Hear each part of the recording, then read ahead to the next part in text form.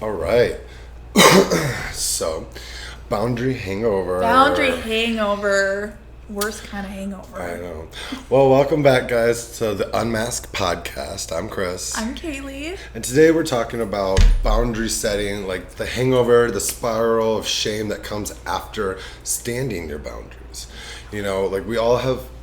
I said 2025 is the year of the boundaries. Like this is the year that people are going to find themselves, but to do so, you have to figure out what you stand for and what you don't. Mm-hmm. And that's in boundary setting, you know, that we do with people, our friends, our relationships, even our parents, you know, our family.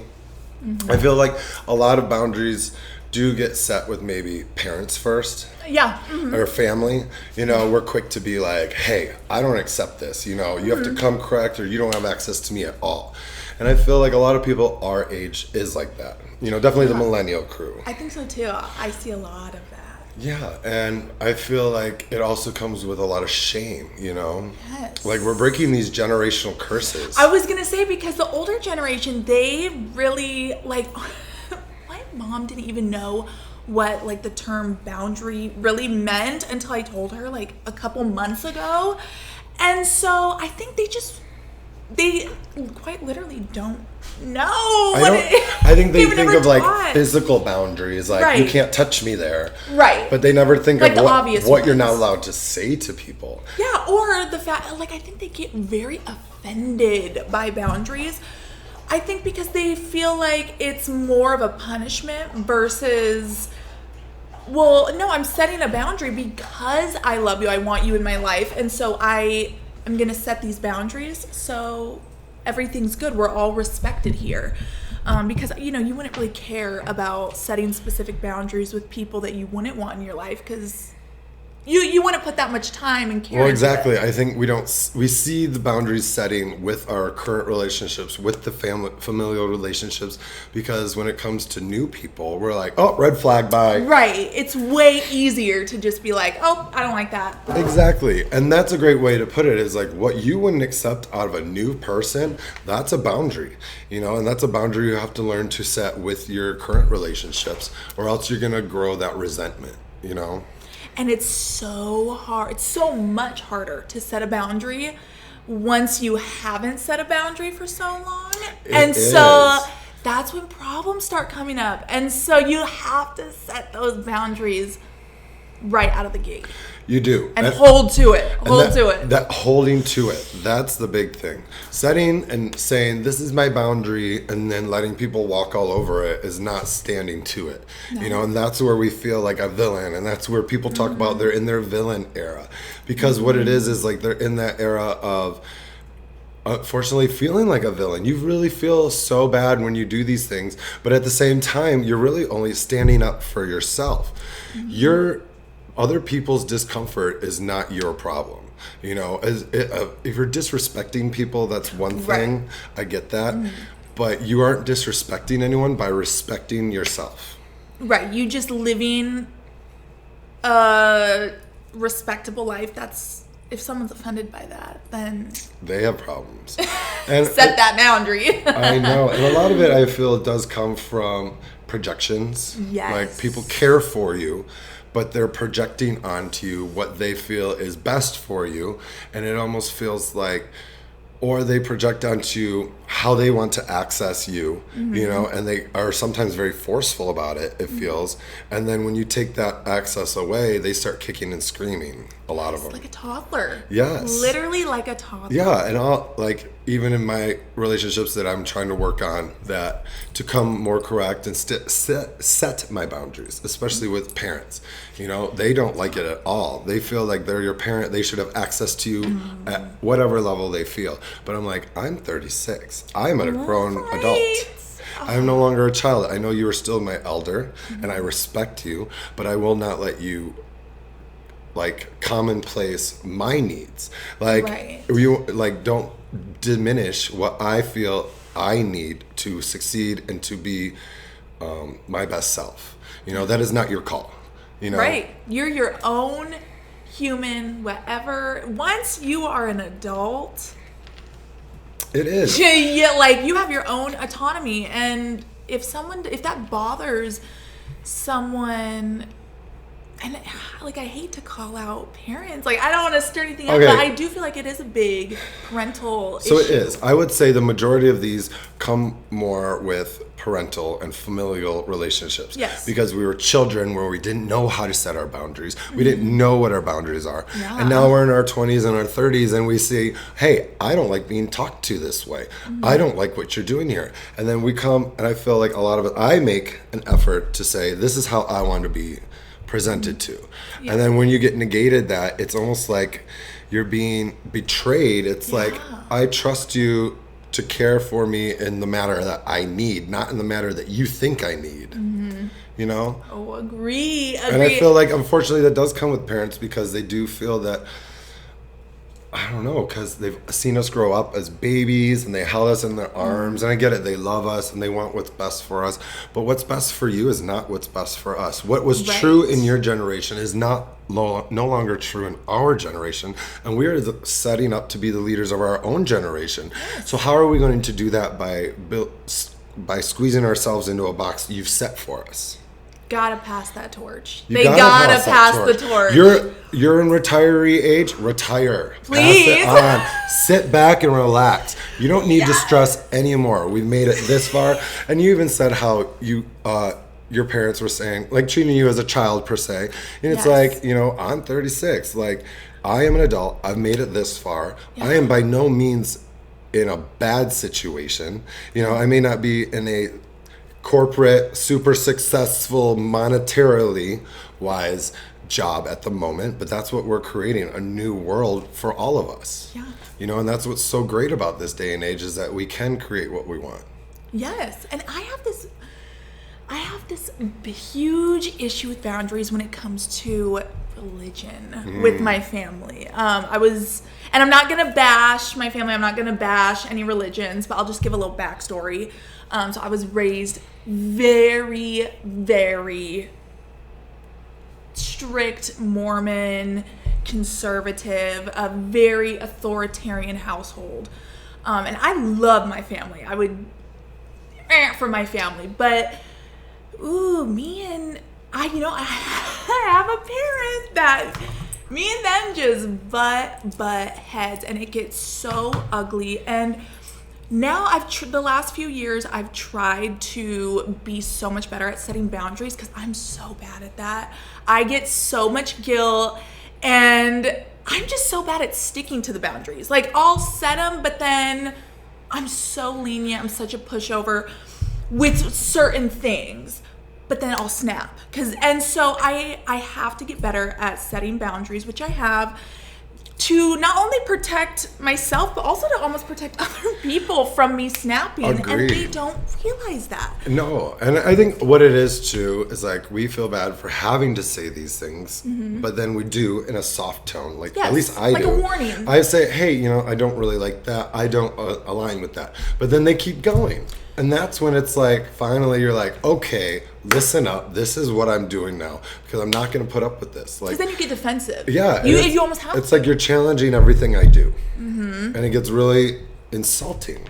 It is. It's very insulting. It's almost like demeaning. And I don't know if they necessarily... They do it in a loving way. Yes. But it's like it comes across just... And I tell my parents this. I'm like, you guys, do you genuinely think I'm... Like, I can't even say the word. Like, you think I'm just, like, mentally... Like, I can't do anything for myself? That's how you treat me. And... yeah, it's hard. It's very hard. It is To hard. set boundaries with the people closest to you, unfortunately. That's the hardest. And usually that causes the most rifts, which is sad because those, like, the reason why you set those boundaries is because you love them. You do want them in your life.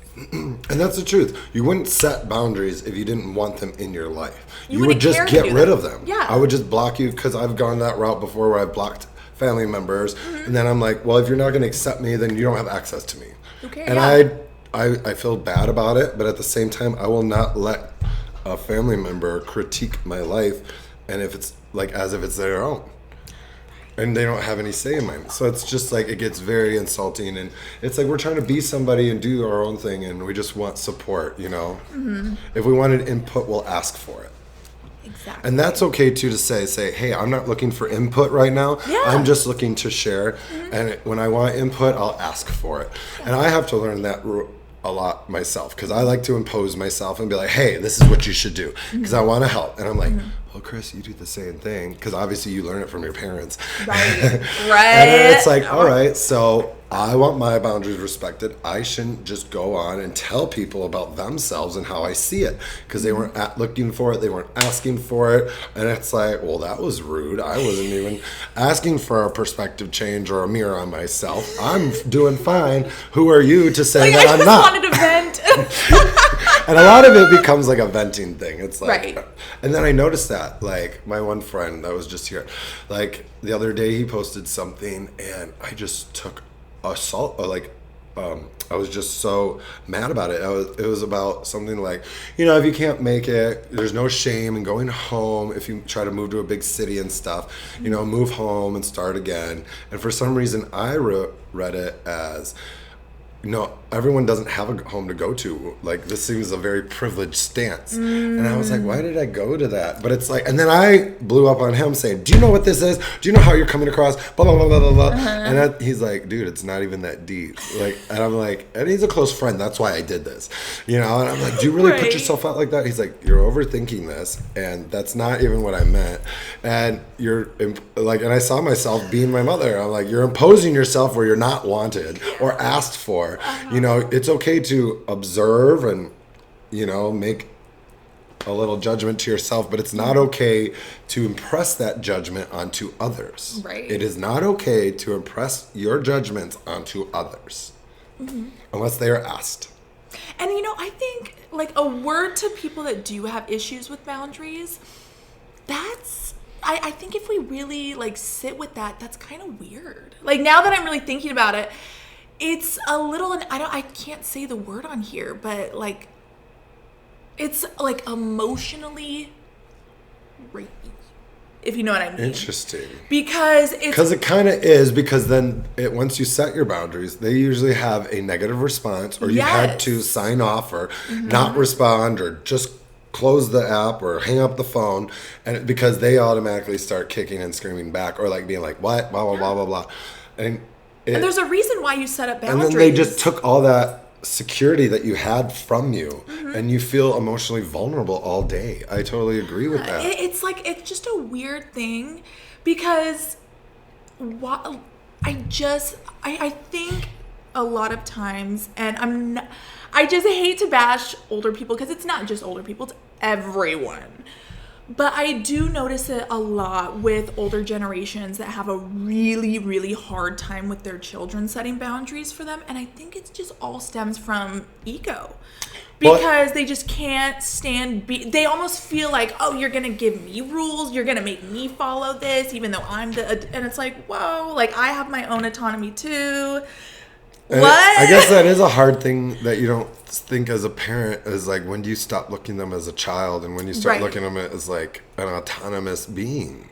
Yes, like a real human with real normal needs. So like and with emotions. your son, you know? Yeah, that's a good question. Like, you feel like he's growing up to be a very independent, strong person. So it's like, you probably already don't micromanage necessarily, because you probably I don't. Awesome. I am so, because I was raised in a super authoritarian household, I am very lax, but not in a way where I just let my son just like be like a lunatic everywhere. But you're not a reactive parent. No. So I really don't. I've never really had to punish my son.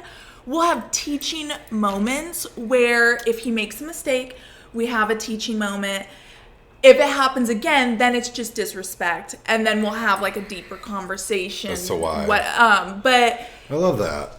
I never have to, like, I give him respect and he respects me back, and I have learned that is the best for me. Isn't that form so of crazy? Parenting, and it makes it so easy. Who would have thought? Just respect your child. Yeah, speak to a child like you respect yourself. You don't have to speak down to them. No, you're growing this human to be a successful human being on his own. Yes, and ever since he was a baby, I've never done the whole goo goo gaga, like baby talk. I've always just talked to him. Like, I remember when he was like a little baby before he could even talk, I would have like full on conversations with him. And almost like my little imaginary friend, but in baby form. Mm-hmm. And so me and him just growing up, we've always had, ever since I can remember, just like these normal, deep conversations. And because of that, he's just so aware about things that I feel like I don't have to like get onto him. Because you challenge his critical thinking. You're not telling him, no. You're saying, hey, was this a good idea? And I explain it. Exactly. He trusts me. So much I heard as a child, know that you got it, blah, blah, blah. But I never got it. I was just like, what? And now as I got older and I understand concepts, like, that's what that meant. Yes. That's what that meant. But my parents were always like, I'll explain it when you're older. Yeah. That was their go-to thing. Yes. Like, they're great parents. I don't want to say. We're not our parents were great. They were good to us. But we're just speaking, coming up neurodivergent and just learning these respectful boundaries. And unfortunately, growing up in a household that you don't feel you can be expressive without being shut down or critiqued, you learn to shut up. And I think that's what a lot of us do. We become quiet and we observe more and we overthink things because of where we came from, and it's not, again, a shit on our parents, because mental health problems run in families. It's genetic. We got it from somewhere. You know what I mean? And it's just we're trying to understand ourselves, but also helping you to understand yourselves too. Yeah. Yes. And it's not that you're bad or wrong. You just didn't know better, and now we're trying to give everybody the tools to be better. You through your experiences, you said as childhood, you're like, this is what I'm going to do differently for my child. And I'm sure there's something he's going to grow up to resent, because you can't there's nothing you can do. Yeah, is going to have some. But having that open dialogue allows for that to have a conversation instead of being held in, and you're like, well, they'll never understand, so I'll never share this with them. Like, all right, so this is one thing with even my dad. Like, I guess I was always afraid of my dad for a sense. Like, there's no reason to. He's a friendly guy. He's so nice. He's just a very stern looking person. And he was very like, go to work, come home, And I get it, you're exhausted all day, but for some reason I was scared of what, like, being gay, and like, even though he says I love you, it's just I'm still afraid to like share myself, I guess because of, I don't know, parents as a whole, like coming from a background of feeling that you have to alienate and isolate because no one will understand you. That's like not setting your boundaries and not giving the person a chance. So instead, I'm going to do this and assume how that person's going to act. But it's like, that still kills you too, You want to be able to keep these people in your lives. And so we have to learn to set these boundaries so that we can feel respected. And hopefully our parents don't feel resentful. But I feel like if we teach them how to come correctly, then we can have more dialogue, more conversations on average daily, because I don't have to be afraid of being told I'm wrong, or told I'm not doing the right thing, or told that I'm not lining up to their projections, and that's what makes people shy away from their children, Having that open dialogue with your son is like one of the best things you can do. It's like, you don't have to be their best friend, but you can be their confidant. Yes. I never want my child to feel like they can't come to me, no matter what it is. Even if it's something that I don't agree with, or something whatever, I never want my child to feel like they cannot come to me about it. And if there's ever something I'm doing, I never want them to feel like they can't come to me and call me out. Actually the other day, I had to sit down with my son and said, hey, like, can we just have almost like a little check-in where you actually give me like a report card and you tell me what are some things that maybe I've been lacking at, what are some things I can do better, what are some things you do like that you want me to continue doing. Oh my God, that's amazing. And it was such a good conversation. And I feel like with that, we were kind of able to set up or kind of figure out little boundaries and just talk about how we can just be more cohesive and grow together. And I wish some of the older generations were open to having those kind of conversations with their kids instead of just getting very defensive, looking at it as like, oh, okay, I was the worst parent ever, whatever. You don't appreciate anything. Exactly. That's what You know I get what I mean? told. Like- and I'm like, that's not even the case. I'm just saying how I want to be respected today. Because you want to continue keeping them Exactly. in your We life. want to continue the relationship. We want to better the relationship. I don't want to have to put you on the side burner because you're not okay with what I'm doing or you're not coming correct. No one wants to do that. We want to have our parents in our lives. We want to have support. We want to have love, and we want it in our way. Like it's like okay to set those boundaries, to have that respect. It's not your way or the highway. You know what I mean? No, nobody wakes up and says, I can't wait to cut off my parents. Exactly. Nobody ever. If anything, we fight so hard, no matter what, to keep our parents in our life. That's just naturally in our DNA. And we speak on parents now, but also long-term friends. That Friends can are be a hard one too, hard. especially if you've been friends for like 5-10 years, and you're like, you grow and people grow apart, but you still have these commonalities, that you have these bonds. You're like, but I don't see eye to eye with them anymore. And then it's like, you just have to come with your boundaries, again, closed mouths don't get fed. Your friends, if they don't adhere, the hard concept with this is setting your boundaries. It can get lonely, it can get quiet because some people think you're being unfair, and so they won't even deal with you because now you're taking away what they used to take from you. Ooh. You know what I mean? And you're so cutting off their supply. You're cutting off their supply of emotional validation that you give them. And when you do that, people get reactive, and people don't like that. And it's like, cutting off an animal from its food source. It's going to fight and scream to get back to it. And it's like, no, I'm setting my boundaries because I no longer am allowing this. And hopefully you can see what you've been doing and can change yourself, and hopefully learn to validate yourself instead of asking others and needing others to validate you. Yep.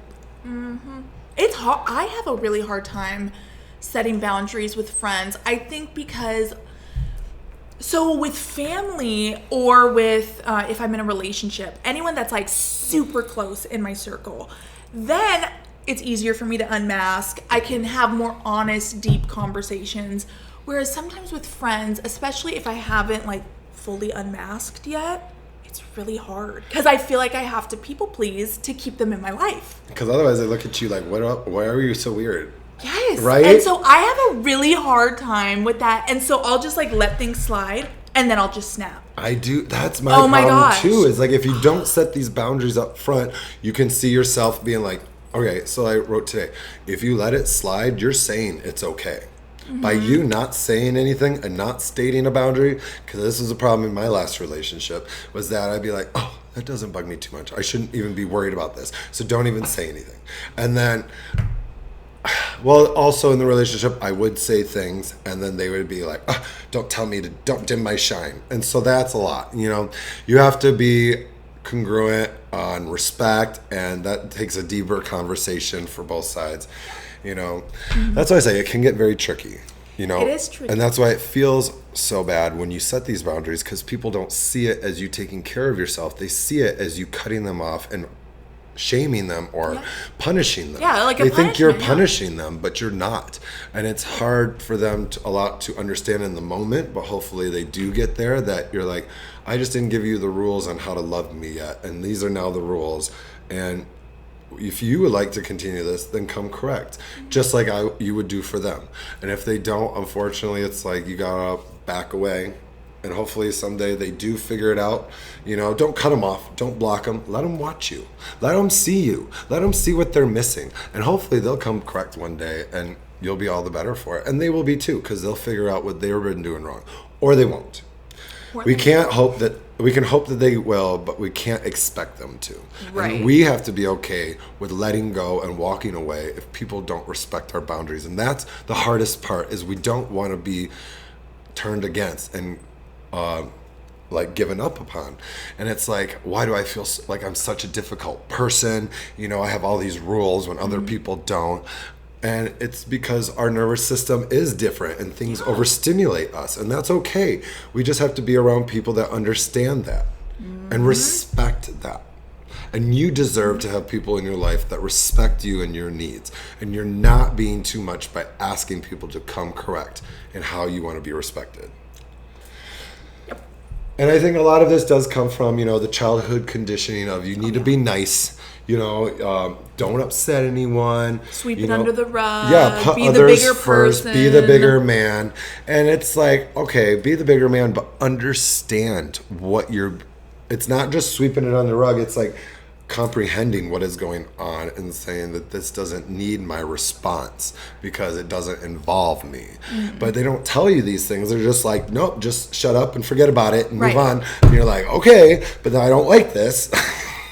Too bad. Yeah, and I think that's the older generation did that so much so that, they got hit when they talked back to their parents. Right. Yes. And luckily we come from the generation that doesn't as often. There's people out there that Really do. as often. But, with each generation it gets smaller and smaller. Right. I feel like everyone in our parents' generation, their parents all hit them. They're just straight beating. Like my dad used to be like, my grandma used to backhand me with all her rings on. She put her rings on. Go get a switch off that tree and don't you pick a small one. I'm like, I see why they are like the way they are because they're not physically harming us. But they don't see how they don't understand that emotionally and mentally they're breaking, just as bad. Exactly. But they broke their generational bonds. Their generational problems. True. I guess I've never and we're taking it further. Mm-hmm. So you took it from the physical and you're trying to treat us more with love and acceptance and that kids should be, not just not seen or heard, that you're just there to grow up and go to work, that you're actually a child and have a childhood. So you've done leaps and bounds, parents. You really have from the generation prior. And it's like, I am very grateful. We all are grateful. We just don't always see it. But now we're taking it further. We're not done growing. I was going to say, we're not done yet. We're not done. We're going to keep going. That's why with your son, I'm sure there'll be a generational curse that we're not aware of yet. Oh, yeah. And it'll just keep getting better. Hopefully, if the world still exists. Yes, and hopefully we'll have great communication amongst family members where there are no more generational curses, and it, with your son, it ends there with you. And it ends with us, I feel. And that's why I fight for our boundaries and all this come correct and equal respect because let's end these curses on our lives, that we let our families infect us and we infect back into other people. And we teach through walking the walk. We can't change people. We set our boundaries, and that's what we do. We don't yell at them. We don't come for them. I'm guilty of doing that. Me too. Because I feel disrespected. I feel like I can't trust them. I can't let them in. And it's usually once I start to let them in and somebody says something off-putting, I'm like, oh, God, we're done here. I can't do this. I can't believe I let you in. And I have to. I'm still bad at that. I still react to close people when they say something and it's so innocent. Like it's something, but to me, it's like, how dare you even think that against me or blah blah blah. I don't know. I'm with you though. Our injustice sensitivity. Yes. I mean? Ooh, it runs deep. And a lot of it does come from our parents also being neurodivergent, and they were people pleasers, so they expect us to please them too. Mm-hmm. I learned my people pleasing. I know I talk about my dad on here, but my mom is the most just sweet, gentle, caring woman, but she is a major people pleaser. That's where I got it from. And so the last probably year, I have taught my son, that's been a buzzword that I've been teaching him and trying to instill, because he is a major people pleaser too. And so I'm like, no, I wonder where he learned that from. Right. I'm like, it's great to have empathy. Love that. But there is, and we even wrote this down on the board, there's a difference between healthy empathy versus self-abandonment. And people-pleasing is self-abandonment. That's when you start, because you're really not care pleasing about anyone other people's at that point. At this point, you care about other people's discomfort more than your own. Mm-hmm. And usually, you end up getting in this almost like a web of trying to please too many people that you end up pleasing no one. Exactly. Because then everyone's just kind of pissed off. They think you're fake, you're this, you're that. And then you're like, wait, I had good intentions. And then it all crumbles down.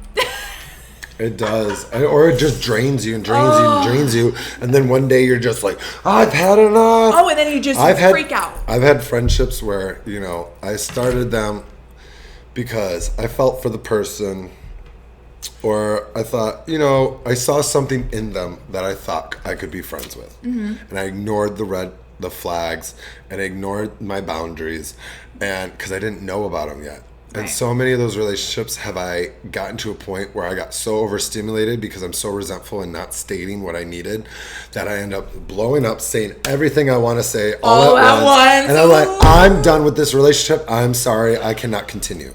And I feel so bad for that. But you know what? I shouldn't have dragged the relationship on that far on the principles of me trying to make someone better, because you can't make someone better just because you feel that they need to be doing what you think. And it's like, you can't you can't project.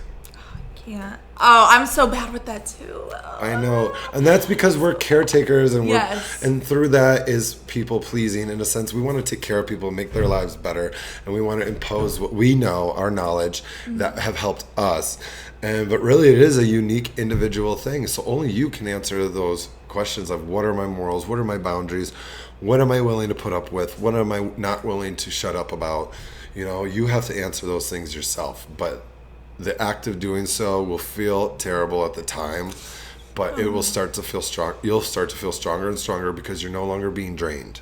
Exactly. It'll just get easy. It'll just get easier. And I think neurodivergence, I just kind of had this thought, I think maybe we have a harder time setting boundaries sometimes because we have been kind of outcasted in society, and so we try extra hard to pick up the social skills, and we try extra hard to pick all that up and learn all of that so we can fit in. And by proxy, we end up people pleasing a lot and not setting boundaries because we want to be accepted so bad. Well, the act of it itself is people pleasing. Yes. The act of masking itself is people pleasing. Yes, that's like the ultimate people. You're literally changing who You're like, you I'm are. not good enough, and I don't think I'm good enough for these people, so I have to please in what I assume they want to see. I have to curate a whole new personality, sometimes even style, whatever it is, likes, interests, just to make them comfortable. Which is like, on the surface, that's cute. Like, oh, you want to be friends with them so bad that you're willing to do that? But it's like, ooh, that's sad. That actually is sad. And I think it comes from, you know, also, you know, being in schools and stuff, trying to make friends by fitting into cliques. Absolutely. And like when you are different, you're made fun of and you're ostracized and you're on the outskirts. And so our schooling system teaches us, ingrains us to belong and to assimilate, and the society too tells you to assimilate, you know? And it's like, assimilate to what? Right, get in line or get out. Yeah, it's like, don't be yourself, don't impose yourself onto others, or you're like, I don't know. It's these weird things. But you know what? I was looking, it was either Norway or Sweden are one of the happiest countries. Yes. And they live hard by that rule, and we don't impose ourselves onto our neighbors. We do our own thing, we stay in our own lane, and we just focus on us, and everyone's to themselves, and no one's like, hey, I don't like what you're doing. That would be so uncalled for and rude, you know? And I'm like, why can't we do that? Why can't we just stay in our own lanes? I feel like America's the opposite. Everyone's got to have an opinion on everything. Exactly. But we do have an opinion on everything, but we are very vocal about it. Right. We naturally have an opinion on everything. But it's when you start forcing that opinion on others and you start making people uncomfortable. Yes. Just then it's like you start creating rhetorics, and then it creates like all these a following, but it's like, well, I like you for this, but I don't like you for these things. But anyway, but what are some tips to hold your ground? Yeah, I would like to know. Definitely. I would like to know. So like we said, you know, when you are standing your boundaries, you're gonna have to expect that people are gonna give you pushback. You know, and it's not going to be uncommon because you've cut off their energy source.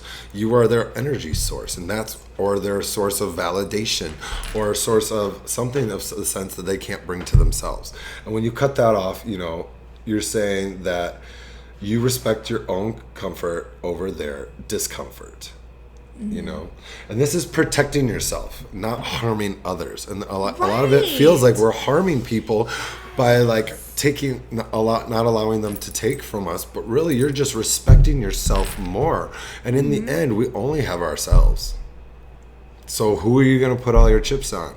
Better be yourself, because if it's not, you're going to be resentful. But some tips when people do push back and they try to guilt trip you or manipulate you, that's very common. A lot of people feel this way, and a lot of people get dealt with this way, and that's why we don't continue to push boundaries, because we're around narcissists or people that are very forceful in how they want to treat you, and they're like, no. They try to guilt trip you, or what's that word that we love to use?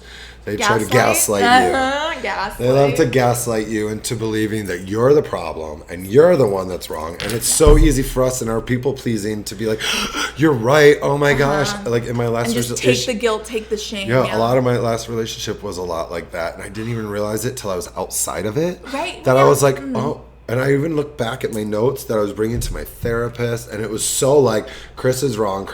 Why am I wrong about this? Why can't I fix this about myself? Why can't I fix this about myself? And it really got to me that I was like, wow, that's what a manipulator does. That's what a narcissist can do. It doesn't have to be a person that's hard, or like, they're usually a stubborn person, but it doesn't have to be a mean person. It can be in a loving way. Sometimes a narcissist is the most personable, friendly person the person with the most friends, with the most everything. And I'm not trying to talk bad about anything, but it's like those things that a lot of it happens in relationships unnowingly. I think no one is intentionally being the bad person, say I'm going to manipulate them, I'm going to fuck them up. That does happen. But I think a lot of it comes from the good intentions of how we want others to behave, because that's what we think works for us. But you really just end up screwing up yourself and others, But some simple things to like hold your ground. You can say when people fight back, say, I understand this is hard to hear, but this is what I need. I can't do that, and I appreciate you understanding. Or I'm not available for that right now, and that's fine. Or even saying, I still care about you, but my answer stays the same. Re-emphasizing that you do care about them. It doesn't mean they'll fix everything right then and there. But at least it puts in their head that you're not trying to be rude. You're trying to be respectful to yourself. Yes, it's coming from a loving place, not a place where you're trying to put someone else down or control them or whatnot. You're just... Exactly. It's coming from a loving place. And, some other things when they do push back, talk to yourself as well. Like, you self-validate. Say, I did what I needed to do to respect myself, to respect my energy. I'm not going to allow people to take from me anymore. I'm only going to be in relationships or situations that we feed into each other, The other one is check for black and white meaning, Instead of saying, I'm mean, say, I've protected myself. What you're becoming is that hero to that inner child that didn't get protected the way you needed to be. You're becoming that person, and you standing the boundaries feels bad, but you're becoming that person your inner child needed to save them. You are that white knight, that savior. And breathe, pause, jot it down, write it into your notes app, speak it out, after the fact. It puts you into a tailspin. It puts you into a shame spiral. And it just makes, like the other day I had to set my boundaries with my mom, and it was harsh in a sense that I was very forceful in the way I came. I don't think I was disrespectful in the words I used or like calling people out, but it was very like all at once, here's my passion, blah, blah, blah. I'm not standing for this anymore. I need this, or get out. Right. And I felt really resentful of that. But it's because I keep setting these boundaries and they keep getting pushed. And it's I'm your mother versus I'm a person. Yeah. And it's like, that's the curse I'm breaking, that you can't just come in and force your way onto people. We respect each other equally. We have conversations about things, and we breathe life into people. We don't take people down and say, you're doing this differently than I would have done. Well, if you can do something, go do it. Don't worry about what I'm doing unless I ask you. Yeah, I love that. We breathe life into people. Yeah, I not like take away that. energy, I not like zap. that. And when you put those critiques and those projections onto people, you're stealing their energy. You're a vampire. Yeah, you're belittling them. You're making them small. You're forcing them into a box because you are made uncomfortable by their being. It has nothing to do with the person. It has everything to do with you, in which you're telling people how to be. You know, same with me. It's like, why do I feel I need to tell people this? Because I'm insecure about it in my life. Mm-hmm. You know, it's like something I was dealing with came out with a friend. You know, that's how it all lined up. When I look back, it's like, oh, I'm very sensitive about this subject. But then at the same time, I did it and was able to see myself and be like, Chris, you just did this. And it's really, self-awareness is a lot rarer than we like to think. A lot of people are not so self-aware. They think they are, but they only see a part of the picture. And I feel like as neurodivergents, we self-analyze so much. Oh my God. That we are one of the few that are not all of us are self-aware, but a lot of us have a lot of self-awareness. And we know I think exactly the a lot problems. of us have been forced to just overanalyze every little thing in life. Just to bare minimum figure ourselves out. And so I think we have this over self-awareness where gets to be almost like a curse. Yeah, sometimes it drives me crazy. And that leads God. into that dissociation. It's like sometimes I'm like, I am too aware of everything right now, and it is freaking me out. Time to check out. Yeah, it's like, I like to say that's why we reach for the marijuana or like, you know, the vape pens or whatever, you know, sometimes stuff that's stronger, but it's like, or worse, depending on the day. But it's like, where was I? Dissociation. Yeah, the reason we dissociate is because our brains are like, I like to say it's like a monster's truck tire with that's super sticky, and it's just going over sand, and it's just picking up every grain of sand. We're paying attention to every grain of sand, and sometimes we're like, "Shut up, brain! I don't want to be paying attention to all of these things," you know. And like how those videos, they say how we're not meant to know all this stuff that we do. Yes. We're not meant to be omnipotent. We're not, or like omnipresent. We're not meant to understand struggles and wars across the world because that does not have anything to do with us. We are not in that culture, we're not in that thing. So that can be a problem with us with that over empathizing, you know, where we inflict ourselves with others' discomfort, which that's that fine line of that, like you said, the self-abandonment to the empathizing. We really have to pay attention to when things start to drain us. If we're over empathizing on things we can't do anything about, that is a drain that we should better put a boundary over. You know, even with ourselves and how we let our energy out, you know, not just from how people present to us, it's how we present to the world. You know, the boundaries are also set on ourselves. That's discipline. Yes. You know? Yes. I'm glad you brought that up because I don't think we've really touched on that. We also have to set boundaries for ourselves, which I'm really bad at. I'm such like I am a type B person. I just do what I want, but I need to be better at that. I need to be more disciplined. I've noticed all the guys I've dated in the past were always like super disciplined. They'd like wake up early, go to the gym, then go to work. They would like, and then I would just like beg all day. See, that's the part where it gets me too, is because where I feel I don't know, it couldn't be a neurotypical thing. It could be a man thing. But at the same time, I have all these ideas. I'm like, I know what I need to do. I have a schedule.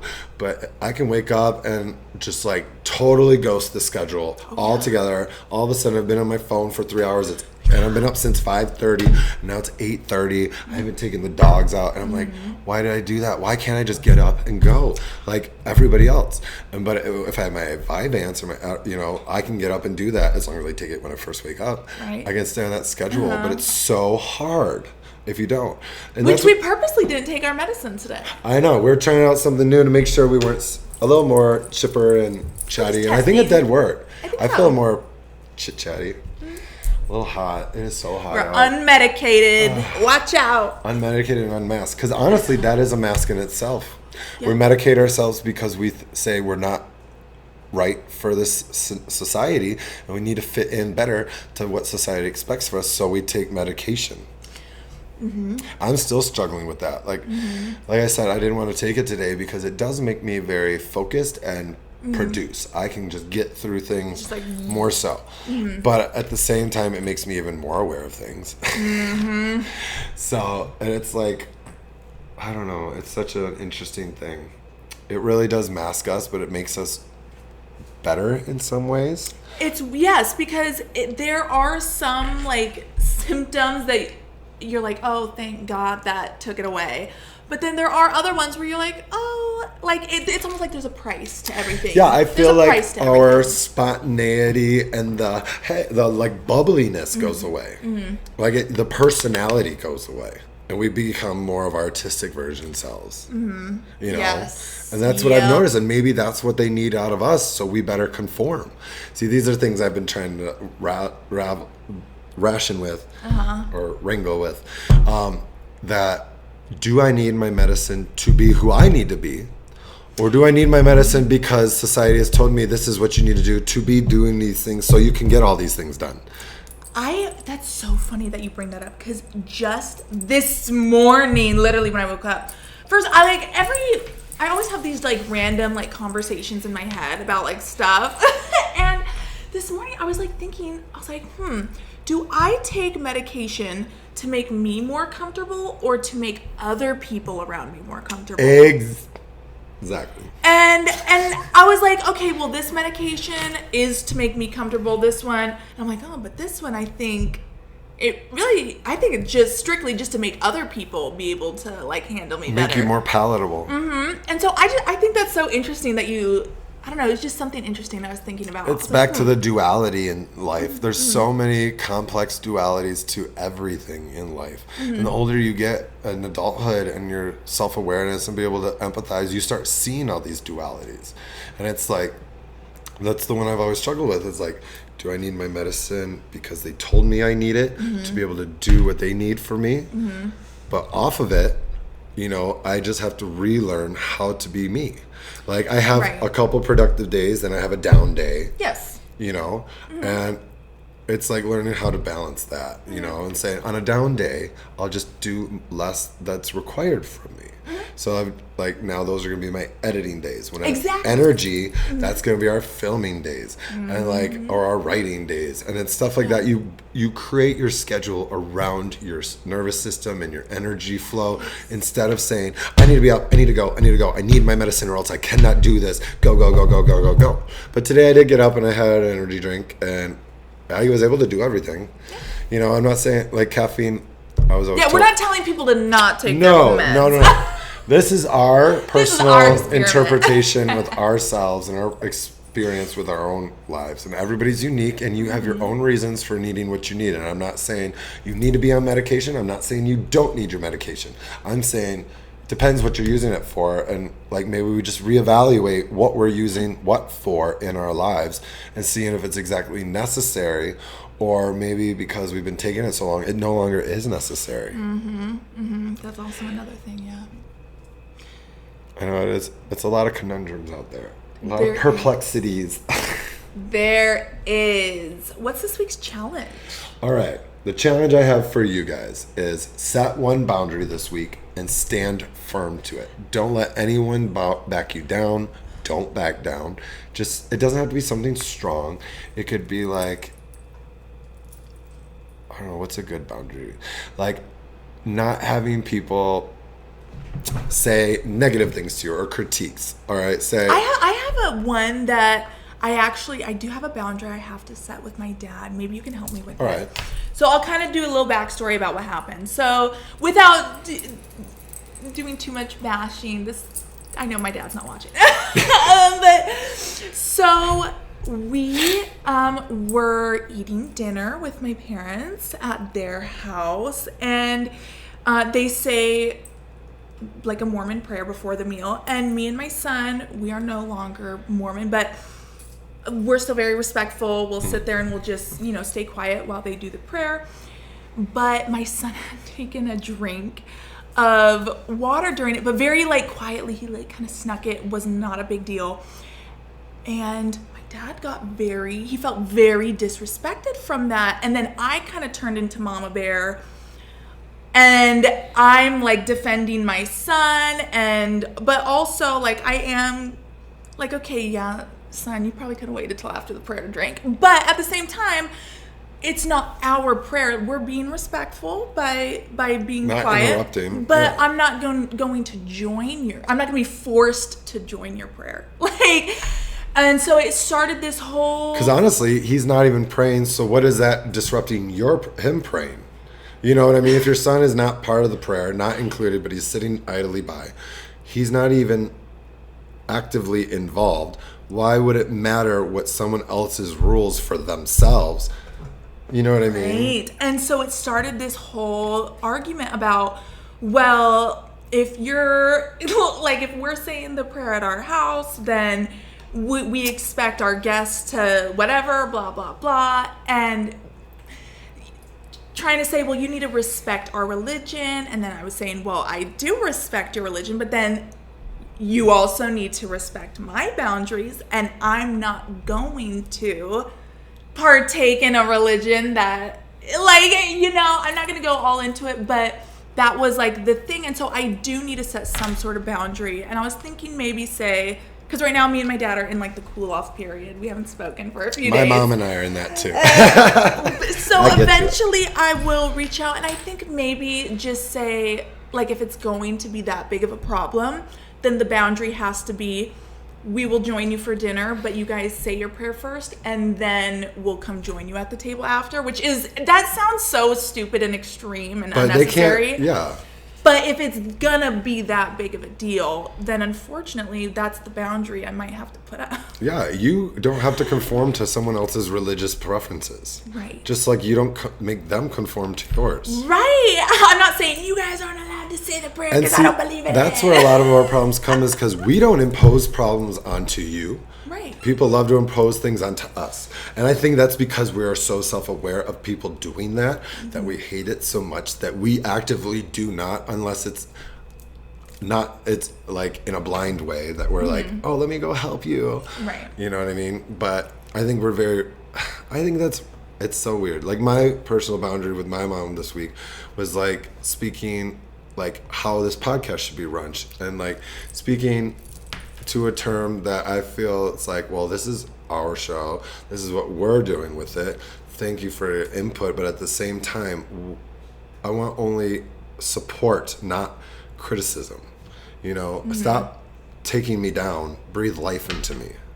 Right. And I love that. That's how I feel when I'm being met with critique after critique after critique, instead of any lick of support.